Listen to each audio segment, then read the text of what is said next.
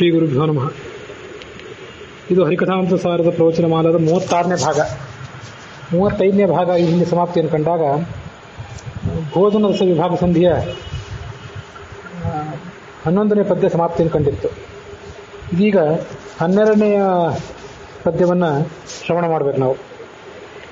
ಈ ಪರಿಯಲ್ಲಿ ಅರಿತುಂಬ ನರ ನಿತ್ಯೋಪವಾಸಿ ನಿರಾಮಯನು ನಿಷ್ಪಾಪಿ ನಿತ್ಯ ಮಹಾಸುಯಜ್ಞಗಳಾಚರಿಸಿದವನು ಪೋಪುದಿಪ್ಪದು ಬಪ್ಪುದೆಲ್ಲ ರಮಾಪತಿ ಅಧಿಷ್ಠಾನವೆನ್ನು ಕೃಪಾಪಯೋನಿಧಿ ಮಾತನು ಆಲಿಸುವನು ಜನನಿಯಂತೆ. ಈ ಪರಿಯಲ್ಲಿ ಭೋಜನ ಹೇಗೆ ಮಾಡಬೇಕು, ಭಗವಂತನ ಯಾವ್ಯಾವ ರೂಪಗಳು ಎಲ್ಲೆಲ್ಲಿವೆ, ಈ ಎಲ್ಲ ಸಂಗತಿಗಳನ್ನು ಅರಿತುಂಬ ನರ ಯಾವ ಮನುಷ್ಯ ತಿಳ್ಕೊಂಡಿರ್ತಾನಲ್ಲ ಆತ ನಿತ್ಯೋಪವಾಸಿ, ನಿತ್ಯ ಉಪವಾಸ ಮಾಡಿದ ಫಲ ಅವನಿಗೆ, ಯಾವುದೇ ದೋಷ ಇಲ್ಲ ಅವನಿಗೆ. ಸಂಸಾರದಲ್ಲಿ ಯಾವ ಕರ್ಮಗಳನ್ನು ಮಾಡಿದರೂ ಕೂಡ ಕರ್ಮ ಅವನನ್ನು ಈ ಸಂಸಾರದಲ್ಲಿ ಕಟ್ಟಿ ಹಾಕೋದಿಲ್ಲ. ನಿರಾಮಯನು ಮತ್ತೆ ರೋಗರಹಿತನು ಕೂಡ ಆಗ್ತಾನೆ. ನಿತ್ಯ ಮಹಾಸುಯಜ್ಞಗಳನ್ನು ಆಚರಿಸಿದವನು. ವಾಜಪೇಯಿ ಅಶ್ವಮೇಧಾದಿ ಮಹಾಯಜ್ಞಗಳನ್ನು ನಾವು ದಿವಸ ಮಾಡ್ಲಿಕ್ಕೆ ಆಗೋದಿಲ್ಲ. ಕಲಿಯುಗದಲ್ಲಿ ಶಕ್ತಿ ಮನುಷ್ಯನಿಗೆ ಕಡಿಮೆ ಆಗಿರ್ತದೆ. ಆದರೆ ಈ ಥರ ಪ್ರಾಣಾಗ್ನಿಹೋತ್ರವನ್ನು ಯಾರೋ ಮಾಡ್ತಿರ್ತಾನೆ ಆತ ಮಹಾಯಜ್ಞಗಳನ್ನು ಮಾಡಿದ ಫಲವನ್ನು ಪಡ್ಕೊಳ್ತಾನೆ. ಹೋಗುವುದು ಮನುಷ್ಯ ಯಾವುದನ್ನು ಕಳ್ಕೊತಾನೆ. ಈಗ ಯಾವುದು ಅವನ ಹತ್ರ ಇದೆ, ಇನ್ನು ಮುಂದೆ ಯಾವುದು ಬರಬೇಕಾಗಿದೆ, ಇದೆಲ್ಲ ರಮಾಪತಿಯ ಅಧಿಷ್ಠಾನ ಅಂತ ತಿಳ್ಕೊ. ಅಲ್ಲೆಲ್ಲ ಕಡೆ ರಮಾಪತಿಯೇ ಇದ್ದಾನೆ, ಅವನೇ ಕೊಡ್ತಾನೆ, ಅವನೇ ಕಳಿತಾನೆ, ಅವನೇ ಈಗ ನಿನಗೆ ಇರಗೊಟ್ಟಿದ್ದಾನೆ, ಅವನ ಅನುಗ್ರಹದ ಮೂಲಕವೇ ಇದೆಲ್ಲ ನಡೆದಿದೆ ಅಂತ ತಿಳ್ಕೊ. ಇಷ್ಟೆಲ್ಲ ತಿಳ್ಕೊಂಡ್ಬಿಟ್ರೆ ಆ ಭಕ್ತ ಏನಿದ್ದಾನೆ ಆತ ಹೇಳಿದ ಮಾತನ್ನ ಭಗವಂತ ತಾಯಿ ಅಂತ ಕೇಳ್ತಾನೆ. ತಾಯಿ ಏನಾದರೂ ಮಗುವಿನ ಮಾತನ್ನು ಕೇಳಿದರೆ ಮಗು ಈಗ ಮಾತು ಕಲಿತಿದೆ, ಅದರ ಮಾತಿಗೆ ಒಂದಿಷ್ಟು ಗಮನ ಕೊಡಬೇಕು ಅಂತ ತಾಯಿ ಎಷ್ಟು ಪ್ರೀತಿಯಿಂದ ಆ ಮಾತುಗಳನ್ನು ಕೇಳ್ತಾಳೋ ಅದರಂತೆ ಭಗವಂತನು ಕೂಡ ಕೇಳ್ತಾನೆ ಅಂತ ದಾಸರು ಅದನ್ನು ವಿವರಿಸಿ ಹೇಳ್ತಾರೆ. ಈ ಭೋಜನ ಅಂತ ಅನ್ನೋದು ಏನಿದೆಯಲ್ಲ, ನಿತ್ಯ ನಾವು ಭೋಜನ ಮಾಡ್ತೀವಲ್ಲ, ಇದು ಒಂದು ಪ್ರಾಯಶ್ಚಿತ್ತ ಅಂತ ತಿಳ್ಕೊಂಡು ನಾವು ಭೋಜನ ಮಾಡಬೇಕು.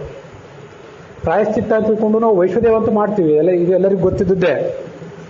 ನಾವು ಆಹಾರ ಪದಾರ್ಥಗಳನ್ನು ಹುರಿತೇವೆ, ಕರಿತೇವೆ, ಸುಡುತ್ತೇವೆ. ಹೀಗೆ ಪಂಚಮಹಾ ದೋಷಗಳನ್ನೇನು ಮಾಡ್ತಿರ್ತೇವಲ್ಲ, ಪಂಚಸೂನಾ ಪ್ರಾಯಶ್ಚಿತ್ತಾರ್ಥಂ ಅಂತೆಲ್ಲ ಹೇಳ್ತಿರ್ತೇವೆ, ಅದೆಲ್ಲರಿಗೂ ಗೊತ್ತಿದ್ದೇ ಇದೆ. ಭೋಜನವೂ ಕೂಡ ನಾವು ಮಾಡುವಂಥ ಜೀವ ಹತ್ಯೆಗೆ ಒಂದು ಪ್ರಾಯಶ್ಚಿತ್ತ ರೂಪವಾದದ್ದು ಅಂತ ತಿಳ್ಕೊಳ್ಬೇಕು. ಯಾಕೆಂತಂದ್ರೆ ಭಾಗವತದಲ್ಲಿ ನಾರದರು ಯುಧಿಷ್ಠಿರನಿಗೆ ಹೇಳುವಂಥ ಮಾತದು, ಸಸ್ಯಗಳು ಪ್ರಾಣಿಗಳಿಗೆ ಆಹಾರ, ಸಸ್ಯಗಳನ್ನೇ ತಿಂದು ಪ್ರಾಣಿಗಳು ಬರುತ್ತವೆ. ಆ ಪ್ರಾಣಿಗಳು ಮನುಷ್ಯರಿಗೆ ಆಹಾರ, ಮನುಷ್ಯರು ರಾಕ್ಷಸರಿಗೆ ಆಹಾರ. ಹೀಗೆ ಒಂದು ಜೀವ ಮತ್ತೊಂದು ಜೀವಕ್ಕೆ ಆಹಾರ. ಇದು ಆಹಾರದ ಸರಪಳಿ. ಇದು ಅಹಸ್ತಾನಿ ಸಹಸ್ತಾನಾಂ. ಅಹಸ್ತಾನಿ ಅಂದರೆ ಸಸ್ಯಗಳು, ಅವಕ್ಕೆ ಕೈ ಇರೋದಿಲ್ಲ, ಅವು ಕೈಗಳಿಂದ ಕೂಡಿದಂಥ ಪ್ರಾಣಿಗಳಿಗೆ ಆಹಾರ. ಅಪದೋ ದ್ವಿಚತುಷ್ಪದಾಂ, ಯಾವಕ್ಕೆ ಕಾಲಿಲ್ಲ ಸಸ್ಯಾದಿಗಳು, ಅವು 2 ಕಾಲಿದ್ದಂಥ 4 ಕಾಲಿದ್ದಂಥ ಪ್ರಾಣಿಗಳಿಗೆ ಆಹಾರ, ಮನುಷ್ಯರಿಗೆ ಮತ್ತು ಪ್ರಾಣಿಗಳಿಗೆ. ಅಣೂನಿ ತಾತ ಮಹತಾಂ, ಯಾವತ್ತೂ ಕೂಡ ಅಷ್ಟೇ, ಸಣ್ಣ ಜೀವಿ ದೊಡ್ಡ ಜೀವಿಗೆ ಆಹಾರ. ಜಿಂಕೆ ಮೊಲ ಮೊದಲಾದದ್ದು, ಸಿಂಹ ಮೊದಲಾದಂಥ ಬಲಿಷ್ಠವಾದ ಪ್ರಾಣಿಗಳಿಗೆ ಆಹಾರ. ಗುಬ್ಬಿ, ಕೋಳಿ ಮೊದಲಾದಂಥ ಪಕ್ಷಿಗಳು, ಗಿಡುಗ, ಹದ್ದು, ಗರುಡು ಮೊದಲಾದಂಥ ಬಲಿಷ್ಠವಾದ ಪಕ್ಷಿಗಳಿಗೆ ಆಹಾರ. ಹೀಗೆ ಜೀವಸ್ಯ ಜೀವನಂ. ಪ್ರತಿಯೊಂದು ಜೀವವೂ ಕೂಡ ಈ ಜಗತ್ತಿನಲ್ಲಿ ಬದುಕಬೇಕು ಅಂತಂದ್ರೆ ಅದು ಮತ್ತೊಂದು ಜೀವವನ್ನು ತಿಂದೇ ಬದುಕಬೇಕು. ಅದು ಬಿಟ್ಟು ಬೇರೆ ರೀತಿಯ ಬದುಕೇ ಗೊತ್ತಿಲ್ಲ. ಹೀಗೆ ಅನೇಕ ಥರದ ಹೇಳಿಕೆಗಳು ಮಹಾಭಾರತದಲ್ಲಿ, ಭಾಗವತದಲ್ಲೆಲ್ಲ ಕಂಡೇ ಕಾಣ್ತವೆ. ಭಗವದ್ಗೀತಾನೂ ಹೇಳ್ತದೆ, ಭುಂಜತೆ ತ್ವಘಂ ಪಾಪಾಹ ಯೇ ಪಚಂತ್ಯಾತ್ಮಕಾರಣಾತ್. ಯಾರು ತಮ್ಮ ಸಲುವಾಗಿ ಅಡುಗೆ ಮಾಡ್ಕೊಂಡು ಊಟ ಮಾಡ್ತಾರಲ್ಲ ಅವ್ರು ಪಾಪವನ್ನೇ ಉಂಡಂತೆ. ಉಣ್ಣುವವರು ಪ್ರತಿ ತುತ್ತಿಗೂ ಪಾಪವನ್ನೇ ಉಣ್ತಾರೆ. ಯಾಕೆಂತಂದ್ರೆ ಆ ಸಸ್ಯಗಳನ್ನು ಕತ್ತರಿಸ್ತಾರೆ, ಅವುಗಳನ್ನು ಸುಡ್ತಾರೆ, ಕರೀತಾರೆ, ಹುರಿತಾರೆ, ಇವೆಲ್ಲ ದೋಷಗಳು ಇದ್ದೇ ಇದೆ. ಅದಕ್ಕಾಗಿ ಏನು ಮಾಡಬೇಕು ಅಂತಂದ್ರೆ ಯಜ್ಞಶಿಷ್ಟಾಶಿನಸ್ಸಂತೂ ಮುಚ್ಚಂತೆ ಸರ್ವಕಿಲ್ಬಿಷೈ, ಅದನ್ನು ಭಗವದ್ಗೀತಾನೇ ಹೇಳಿದ್ದು, 3ನೇ ಅಧ್ಯಾಯದ 13ನೇ ಶ್ಲೋಕ ಅದು. ಮುಂಜತೆ ತೇ ತ್ವಘಂ ಪಾಪಾಹ ಯೇ ಪಚಂತ್ಯಾತ್ಮಕಾರಣಾತ್ ಯಜ್ಞಶಿಷ್ಟಾಶಿನಸ್ಸಂತೋ ಮುಚ್ಚಂತೆ ಸರ್ವಕಿಲ್ಬಿಷೈ. ಯಜ್ಞಶಿಷ್ಟ ನಾವು ಮಾಡ್ತಿರುವಂಥ ದೈನಂದಿನ ಕರ್ಮಗಳೆಲ್ಲ ಇವು ಯಜ್ಞ ಅಂತ ತಿಳ್ಕೊಳ್ಬೇಕು. ಮಾಡಿದ ಅಡುಗೆ ಎಲ್ಲ ಭಗವಂತನ ನಿವೇದಿತ ಅಂತ ತಿಳ್ಕೊಳ್ಬೇಕು. ಆ ಭಗವಂತನ ನಿವೇದನೆ ಮಾಡಿದ ಬಳಿಕ ಶಿಷ್ಟವಾದ್ದು ಉಳಿದದ್ದೇನಿದೆ ಅದನ್ನು ನಾವು ತಿಂತಿದ್ದೇವೆ ಅಂತ ಯಾರು ತಿಳ್ಕೊಂಡಿರ್ತಾರೆ ಅವರು ಮುಚ್ಚಂತೆ ಸರ್ವಕಿಲ್ಬಿಷೈಹಿ. ಅವ್ರದ್ದು ಅಮೃತವನ್ನೇ ತಿಂದಂತೆ, ಯಜ್ಞದ ಶೇಷವನ್ನು ತಿಂದರೆ ಅಮೃತವನ್ನೇ ತಿಂದಂತೆ ಅಂತ ಇದೇ ಭಗವದ್ಗೀತಾದಲ್ಲಿ ಮುಂದೊಂದು ಕಡೆ ಒಂದು ಮಾತು ಬರ್ತದೆ. ಅಂಥವ್ರು ಎಲ್ಲ ಪಾಪಗಳನ್ನು ಕಳ್ಕೊತಾರೆ.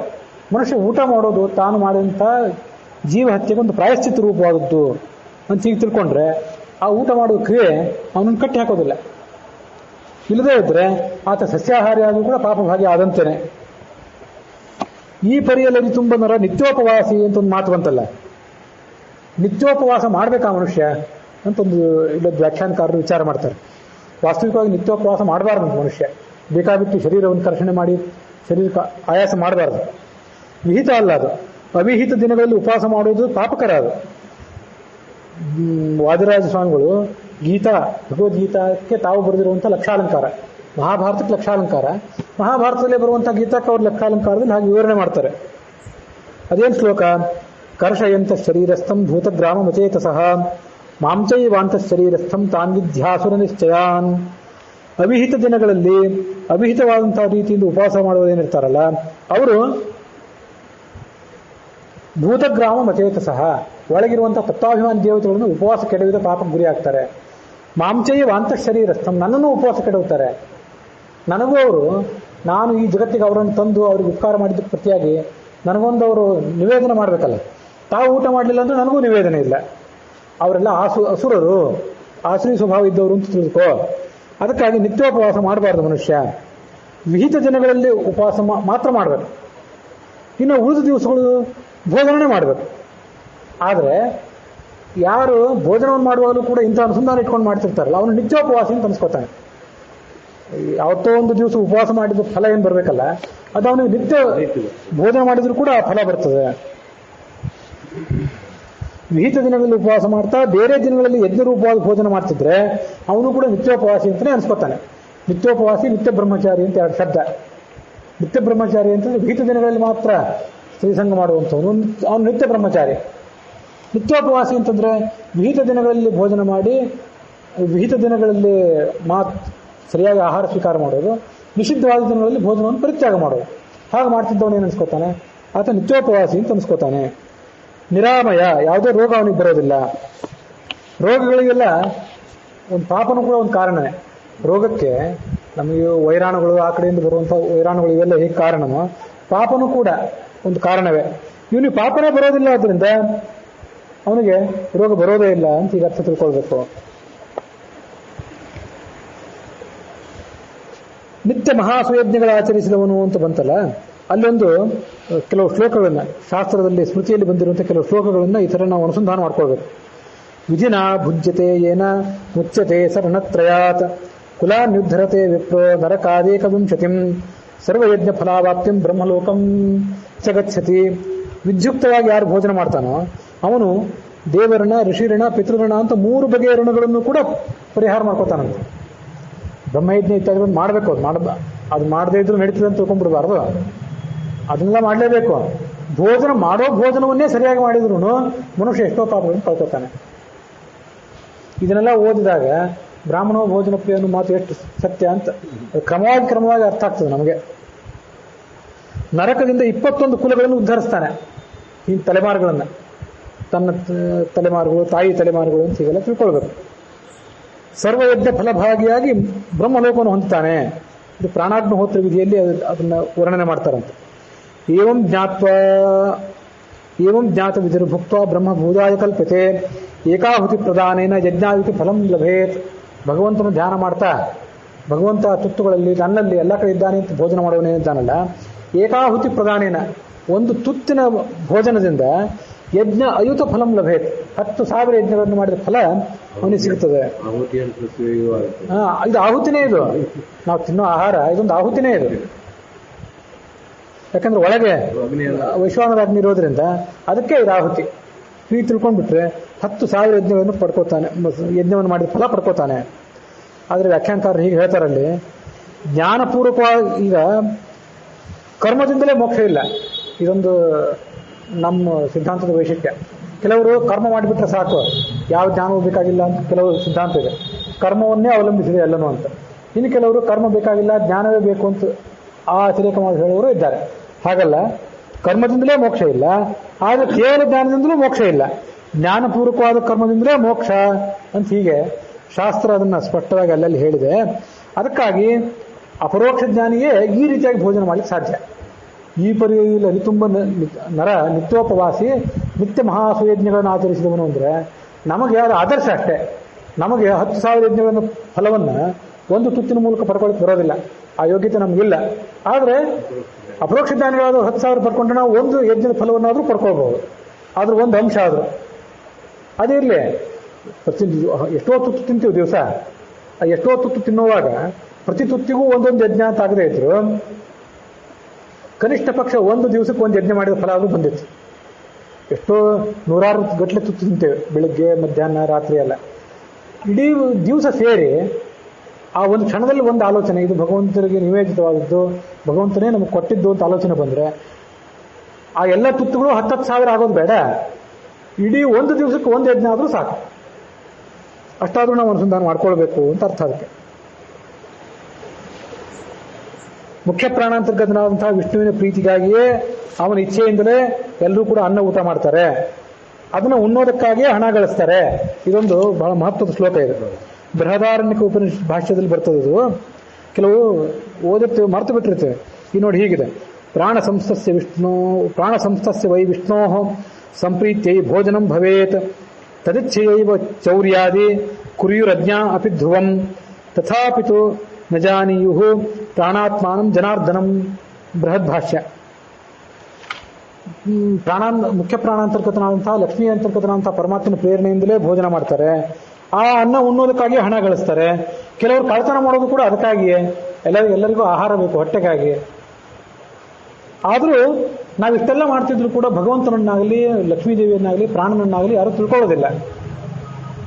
ಒಂದು ವಿಷಯ ತಿಳ್ಕೊಳ್ಬೇಕು, ಈ ಜಗತ್ತಿನಲ್ಲಿ ಎಷ್ಟೇ ಪ್ರಾಮಾಣಿಕನಾಗಿ ಯಾರೇ ಬದುಕ್ತೀನಿ ಅಂತ ತಿಳ್ಕೊಂಡ್ರು ಸ್ವಲ್ಪ ಕಳ್ತನ ಅವರಲ್ಲಿ ಇದ್ದೇ ಇರ್ತದೆ.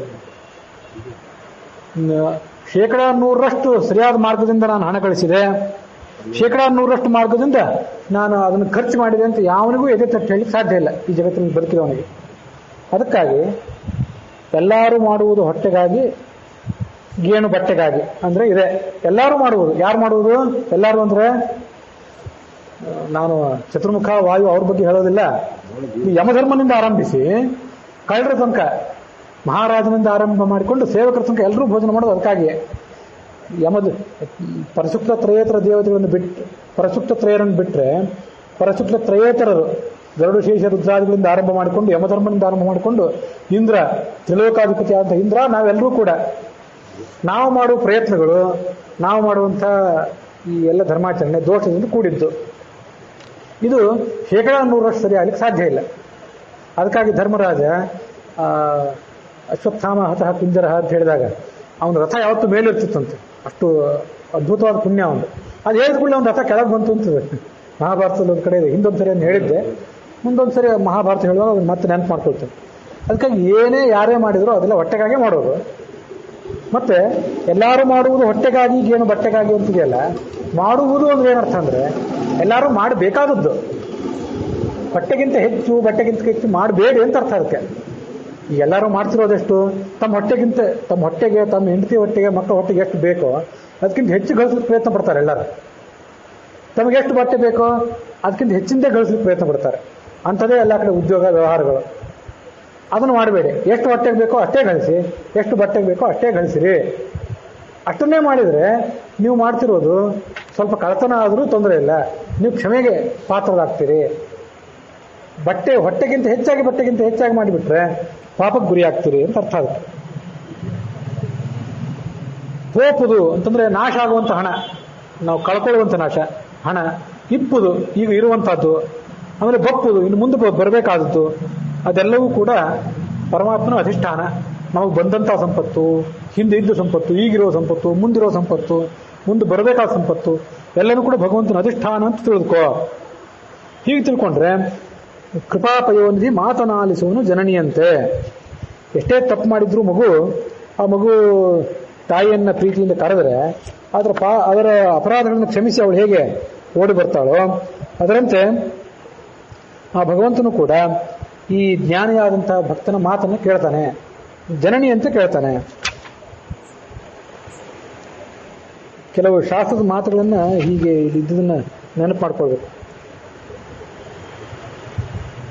ಶ್ರದ್ಧಾದೇವಿ ಅನ್ನುವಂಥ ಪತ್ನಿ, ಶ್ರದ್ಧಾ ಅಂದರೆ ಭಾರತಿ, ಅವಳಿಂದ ಕೂಡಿದಂಥ ಮುಖ್ಯ ಪ್ರಾಣನಿಗೆ ನೈವೇದ್ಯವನ್ನು ವೈಷ್ಣುದೇವಗಳಿಂದ ಅದರಿಂದ ಕೂಡಿದಂಥ ಅಮೃತ ತುಲ್ಯವಾದ ಅನ್ನವನ್ನು ನಾನು ಹೋಮ ಮಾಡ್ತೇನೆ, ಅದು ನನಗೆ ಸುಖಕರವಾಗಿ ಪರಿಣಮಿಸಲಿ.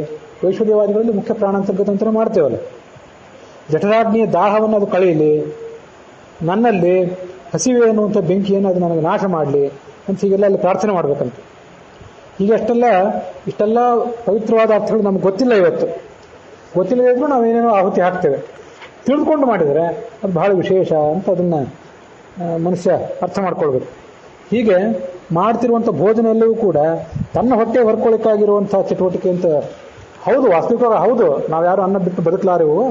ಆದರೂ ಅದೆಲ್ಲ ಭಗವಂತನಿಗೆ ನಿವೇದಿತವಾದದ್ದು ಅಂತ ನಾವು ತಿಳ್ಕೊಂಡ್ಬಿಟ್ರೆ, ಭಗವಂತನೇ ಎಲ್ಲ ಕಡೆ ಇದ್ದಾನೆ ಈ ಅನ್ನದ ಅಗುಳುಗಳಲ್ಲಿ ನಮ್ಮಲ್ಲಿ ಅಂತ ತಿಳ್ಕೊಂಡ್ರೆ, ಆತ ದೊಡ್ಡ ದೊಡ್ಡ ಮಹಾಯಜ್ಞಗಳನ್ನು ಆಚರಿಸಿದ ಫಲವನ್ನು ಪಡ್ಕೊಳ್ತಾನೆ ಅನ್ನುವಲ್ಲಿಗೆ ಇವತ್ತಿನ ಈ ಪದ್ಯದ ಶ್ರವಣ ಸಮಾಪ್ತಿಯನ್ನು ಕಂಡಿದೆ.